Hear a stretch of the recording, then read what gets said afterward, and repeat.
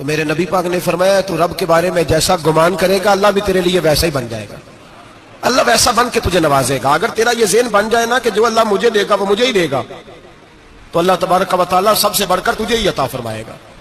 لیکن امید رب کی اور امید رحمت کی، اس کے کرم کی، اس کی عطا کی۔ ہاں ایک پہلو ضرور سوچ کے رکھنا چاہیے اس موضوع پر۔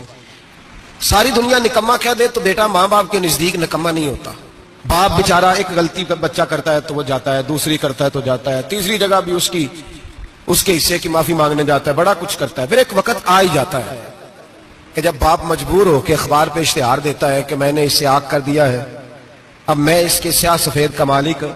کیا خیال ہے آپ کا؟ پہلی غلطی پہ ابا جی ایسے کر دیتے ہیں جی، دوسری پہ کرتے ہوں گے؟ کب کرتے ہیں؟ جب حد ہو جاتی ہے۔ اور ایک دو اشتہار نہیں ہوتے، آپ سویرے اخبار کھولیں، اخبار کے اندر کے صفحات کا مطالعہ کریں تو شاید درجنوں اشتہار ہوتے ہیں آنکھ نامے کے۔ بھئی کس باپ کا دل کرتا ہے کہ وہ بیٹا جس کے لیے اس کی امید ہے کہ کل میرے بڑھاپے کا سہارا بنے گا، وہ لکھ کے دے دے کہ میرا رشتہ ہی کوئی نہیں بیٹے کے ساتھ؟ کس کا دل کرتا ہے؟ اور پھر یہاں تک نہیں ہوتا، بلکہ آپ قانون جاننے والے لوگوں سے کبھی پوچھیں، وہ آنکھ نامہ لوگ عدالتوں میں جمع کراتے ہیں، کہتے ہیں جی میں نے تو اخبار میں نکال دیا، میرا اس کے ساتھ کوئی تعلق ہے۔ اماں کہتی ہے میرا کوئی رشتہ نہیں۔ کیوں؟ کب ہوتا ہے ایسے؟ جب بچہ حد کر دے، جب بچہ ایک دو تین چار غلطیوں پہ ایسا، اللہ بھی بندے کو سزا دیتا ہے، لیکن کب؟ جب بندہ باز ہی نہ آئے، بندہ توبہ کرے ہی نہ، رجوع ہی نہ کرے، سوچے نہ کہ مجھے اللہ کی بارگاہ میں جانا چاہیے۔ ہم لوگ اپنا ایک ذہن بنا کے زندگی گزارتے ہیں، ایک ذہن بنا کے، بلکہ لوگ گناہوں کے نام بدل کے وقت گزارتے ہیں۔ ہم اپنے نفس کا بت بنا کے سارا وقت اسی کی پوجا پہ معاذ اللہ لگا دیتے ہیں، بس یہ ٹھیک ہے، یہ ٹھیک ہے اور یہ ٹھیک ہے، چوتھی بات صحیح کوئی نہیں۔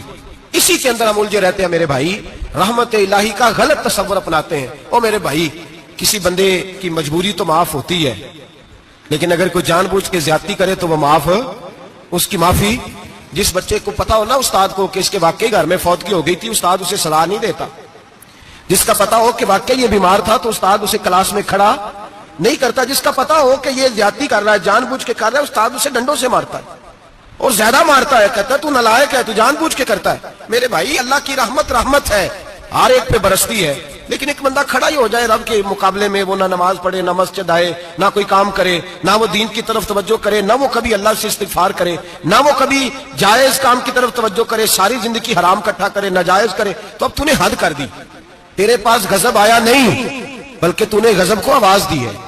تو نے اللہ کے غضب کو، بولیے، اللہ کے غضب کو، غضب ہونا اور ہوتا ہے اور غضب کو آواز دینا، بولیے، غضب کو آواز دینا، ان میں فرق ہے میرے بھائی، یاد رکھیں۔ ہم آواز دیتے ہیں غضب کو، غضب ہوتا نہیں۔ دیکھیں نبی کریم صلی اللہ علیہ وسلم، اور یہ حدیث آپ نے یاد رکھنی ہے، یہ یاد رکھنی ہے۔ نبی پاک صلی اللہ علیہ وسلم نے نا بہت کم لوگوں کو بیوقوف کہا ہے۔ ہمارے زمانے میں تو عام لفظ ہے نا بیوقوف کہنا، اللہ کے رسول صلی اللہ علیہ وسلم نے بہت کم لوگوں کو بیوقوف کہا۔ مسند امام احمد بن حنبل کی حدیث ہے، نبی کریم علیہ الصلوۃ والسلام نے فرمایا وہ احمق ہے، وہ بیوقوف ہے، نبی پاک فرما رہے ہیں۔ اور میں نے کہا کم لوگوں کو حضور بیوقوف کہتے تھے۔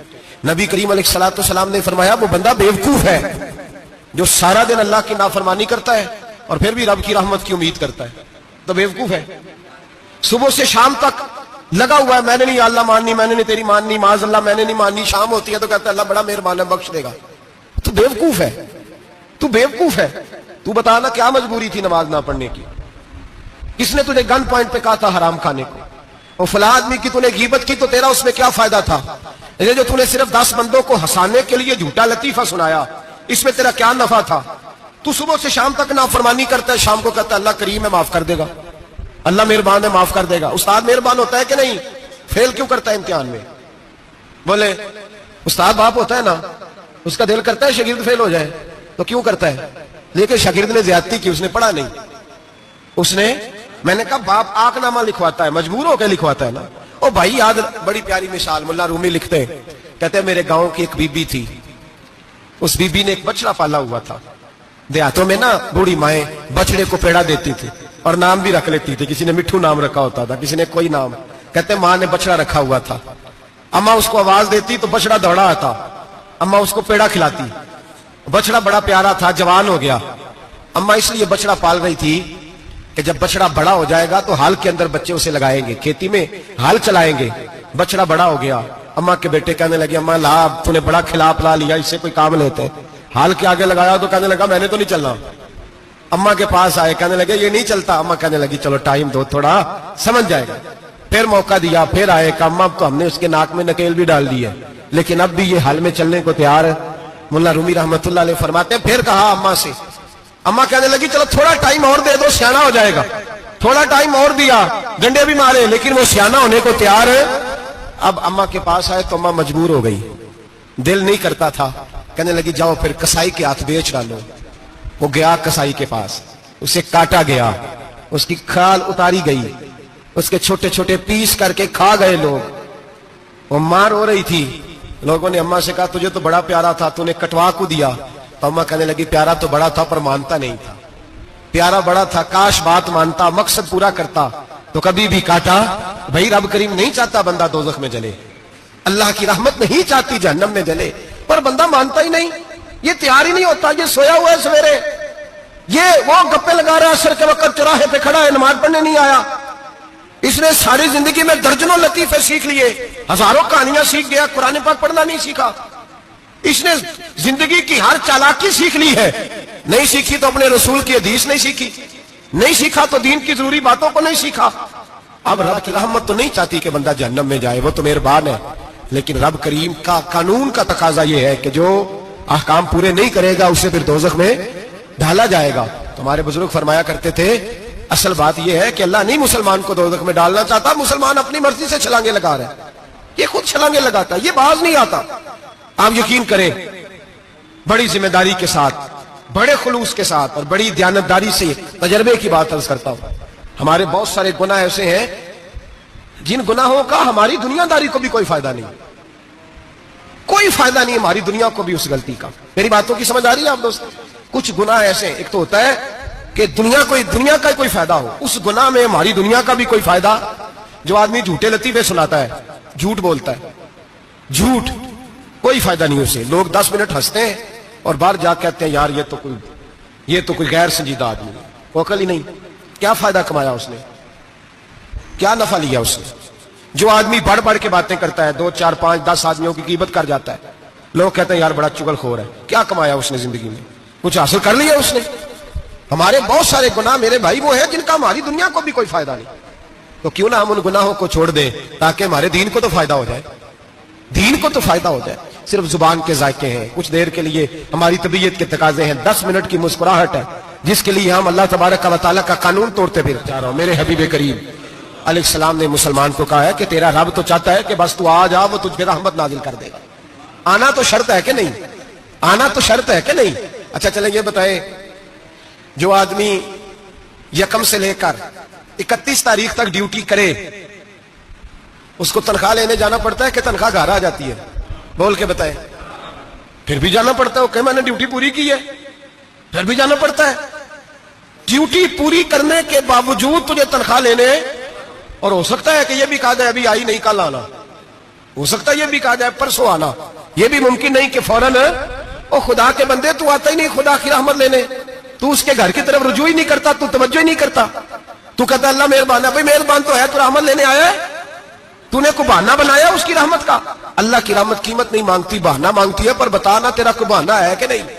میرے نبی کریم سید عالم صلی اللہ تعالی علیہ وسلم نے فرمایا رب قیمت کا سوال اور نہیں مانگتا. یقین کریں نہیں مانگ, بندے قیمت مانگتے ہیں.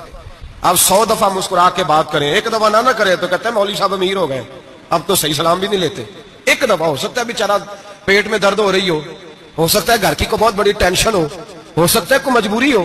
بندے ہمہ وقت قیمت مانگتے ہیں, ہمہ وقت آپ تندرست ہیں, ہر وقت آپ قیمت ادا کرتے ہیں تو لوگ راضی ہیں. لیکن رب کہتا تو کوئی قیمت نہ دے, کوئی بہانہ ہی بنا لے, تیرا رب تجھ سے راضی ہو جائے گا. سنیں بڑی پیاری حدیث, بڑی خوبصورت حدیث, کنز المال میں دیگر کتب احادیث میں ہے. حضرت ابو ہریرہ رضی اللہ تعالیٰ عنہ فرماتے ایک بابا جی نبی پاک کی بارگاہ میں آئے, اور جب وہ واپس جانے لگے تو میں نے عمر پوچھی تو عمر تھی 96 سال. کہتے ہیں بزرگ جب آئے نا تو یہ بھویں جو ہے نا ان کی سفید ہو کے تو یوں آنکھوں پہ آ گئی. بڑی چھڑی بابا جی نے پکڑی ہوئی اور دونوں ہاتھ پکڑ کے نا چھڑی کے اوپر جھکے ہوئے ہیں ایک جانب. قربان جاؤں کہتے ہیں جب وہ بزرگ مسجد میں داخل ہوئے تو میرے رسول نے کھڑے ہو کے استقبال فرمایا، کھڑے ہو، اور نبی کریم صلی اللہ علیہ وسلم نے آگے بڑھ کے بابا جی کو بازو سے پکڑا اور بٹھایا. حضور بیٹھ گئے. کہا بزرگوں کیسے آئے ہو؟ تو کہتے ہیں وہ بابا جی بات کرتے تو آنکھ کھول کے پہلے حضور کا چہرہ دیکھتے، پھر وہ بات کرتے تو ان کے لب و لہجے کے اندر بڑی پریشانی، بڑی تکلیف، بڑی مایوسی. عرض کرنے لگے یا رسول اللہ، حضور زندگی ساری گناہوں میں بیت گئی ہے، حضور غلطیاں ہی غلطیاں، یاد ماضی عذاب ہے، یا رب چھین لے مجھ سے حافظہ میرا. اے اللہ کے رسول بڑی لمبی فہرست ہے، پاپ ہی پاپ ہے، کالے سیاہ دفتر ہے. یا رسول اللہ صلی اللہ علیہ وسلم جب پلٹ کے دیکھتا ہوں حضور مجھے نیکی دکھائی نہیں دیتی. حضور اس عمر میں آپ کا ایک صحابی ملا ہے، اس نے بات سمجھائی ہے تو تھوڑا خیال آیا ہے، لیکن یا رسول اللہ صلی اللہ علیہ وسلم اب میرا وجود بیکار ہو گیا ہے، حضور بوڑھا ہو گیا ہوں. 3 باتیں کہیں بزرگوں نے اور نرالی کہیں. کہنے لگے یا رسول اللہ صلی اللہ علیہ وسلم، حضور اب تو میری کمر بھی سیدھی نہیں ہوتی کہ میں نماز ہی صحیح ادا کر سکوں، بوڑھا ہو گیا ہوں. یا رسول اللہ صلی اللہ علیہ وسلم اب میرے اندر طاقت نہیں کہ میں محنت مزدوری کر کے صدقے اور خیرات دے سکوں. یا رسول اللہ صلی اللہ علیہ وسلم اب میں تلوار لے کے جہاد بھی نہیں کر سکتا. حضور نہ میں لمبی نمازیں پڑھ سکتا ہوں، آقا نہ میں صدقات و خیرات دے سکتا ہوں، محبوبہ نہ میں دین کے لیے کوئی جہاد کر سکتا ہوں. بیکار وجود ہے، بیکار. بیکار وجود کو تو گھر والے برداشت نہیں کرتے، بچے دعا کرتے ہیں یا اللہ ابا جی کو پردہ دے دے، اماں کو پردہ دے دے. بیکار ہو گیا ہوں اور آج آیا ہوں تو مجھ بیکار کو میرا رب قبول کر لے گا. آج کلمہ پڑھوں تو بیکار ہوں، کسی کام کا نہیں، نہ نماز نہ صدقات نہ جہاد، قبول کر لے گا. حضرت ابو ہریرہ فرماتے ہیں جیسے برسات میں بارش کی جھڑی لگتی ہے، یوں مصطفیٰ کی آنکھوں سے جھڑی لگ گئی. حضور کھل کے روئے، کھل کے. اور میرے حبیب پاک نے فرمایا بزرگوں بڑے مجاہد ہیں، دین کے لیے جہاد کرنے والے بڑے ہیں، رب کریم کو آپ کی تلوار کی اتنی حاجت نہیں. اور فرمایا اس کے خزانے کوئی خالی تو نہیں کہ آپ ہی گویا صدقہ دیں گے تو بھرے جائیں گے. اور فرمایا پھر رب کریم کی شان میں اضافہ نہیں کرتی عبادتیں، وہ تو بندے کو نفع دیتی ہیں. میں بزرگوں نہ آپ جہاد کریں، نہ آپ صدقات دیں، لا لمبی نمازیں پڑھیں، آپ صدق دل سے آ جائیں. اللہ کے رسول کا وعدہ ہے رب آپ کو بغیر حساب کتاب جنت عطا فرما دے گا. آنا تو شرط ہے کہ نہیں؟ آئے تو صحیح، نہ پہنچے تو صحیح، آ جائیں. اس کو نہیں آ جائے صدقات و خیرات کی، جہاد کی، تبلیغ، آئے تو صحیح. نہیں ثم تاب اللہ علیہ. میرے حبیب نے فرمایا بندہ جب رو کے کہتا ہے نا یا اللہ غلطی ہو گئی معاف کر دے، فرمایا میرا مالک اسے فوراً ہی معاف فرما دیتا ہے. تو آ تو صحیح، تو آتا ہی نہیں، تو آ ہی نہیں رہا، تو گھر میں بیٹھا ہوا ہے، تو سویا ہوا ہے، تو دکانداری کر رہا ہے، تو پیسے گن رہا ہے، تو آیا ہی نہیں. آ تو صحیح. بلکہ میرے نبی پاک فرماتے ہیں جب اللہ پاک کا بھاگا ہوا غلام آتا ہے پھر تو اللہ زیادہ راضی ہوتا ہے، پھر تو اللہ زیادہ راضی ہوتا ہے، زیادہ راضی ہوتا ہے. تو آ تو صحیح، پہنچ تو صحیح. بلکہ صوفیاء تو اور بات کرتے ہیں، وہ کہتے ہیں تو کبھی بھول کے بھی رب رب کرے تو اللہ تو اسے بھی قبول کر لیتا ہے. بھول کے. ملا رومی کہتے ہیں بنی اسرائیل کا بندہ ہے، صنم پتھر کو کہتے ہیں، بت کو کہتے ہیں، بت کے سامنے کھڑا ہے اور ساری رات کہتا ہے یا صنم یا صنم یا صنم، اے پتھر اے بت. ساری رات پکارتا رہا. رات گہری ہو گئی، نیند کا غلبہ تھک گیا، سونے کے قریب آیا تو غلطی سے منہ سے نکل گیا یا صمد. یا صنم کی جگہ نکل گیا. رب کریم نے فرمایا جبریل دوڑ کے جا، جو مانگتا اسے دے دے. حضرت جبریل عرض کرتے ہیں مولا بھول کے تیرا نام لے رہا ہے، بھول کے لے رہا ہے. تو رب کریم نے فرمایا چل نام تو میرا ہی لے رہا ہے نا، میرا لے رہا ہے نا. یا اللہ وہ اللہ کریم نے فرمایا جھوٹے کے سامنے ساری رات کا کھڑا ہے، ساری رات کا پکار رہا ہے، اسے کچھ نہیں ملا تو سچے کا نام لیا ہے. اگر میں بھی کچھ نہ دوں اور بت میں اور مجھ میں فرق کیا رہ جائے گا؟ جا جو مانگتا ہے جھولی بھر کے دے، نام تو لیا ہے نا. او بھائی تو بہانا تو بنانا، آ تو صحیح نا، تو یہاں آ جا، پہنچ جا، آ جا، بس بیٹھ جا. اس کی بارگاہ ناز میں حاضر تو ہونا، تجھے فرصت ہی نہیں. تو یاروں کے لیے ٹائم نکالتا ہے، بازاروں کے لیے ٹائم نکالتا ہے، گلیوں کے لیے ٹائم نکالتا ہے، چوکوں چوراہوں کے لیے ٹائم نکالتا ہے، ہفتے میں ایک دن ہوٹلنگ کے لیے بھی جاتا ہے. لیکن کبھی چھپ کے 2 نفلوں کی تجھے توفیق نہیں ہوتی. اور میں کئی دفعہ کہہ چکا ہوں جس بندے کو بغیر عبادت کے رزق زیادہ ملنے لگ جائے اس پر آزمائش ہوتی ہے رب کریم کی. اللہ فرماتا ہے اس کو پیسے دو، اسے آنے نہ دینا، اس کو چل پیسے دوڑ جا. لوگ سمجھتے ہیں میں بڑا ذہین و عقل مند ہوں، دیکھو میں اپنی ہوشیاری سے چلاکی سے آگے نکل گیا. تو آزمائش ہے، یہ تو آزمائش ہے رب کریم کی طرف سے، یہ تو اس کی خفیہ تدبیر ہے. میرے بھائی اس کی بارگاہ ناز تک جو آ گیا، آنا تو ہماری ذمہ داری ہے کہ نہیں؟ پھر اس کی رحمت آگے بڑھ کے استقبال کر لیتی ہے. پھر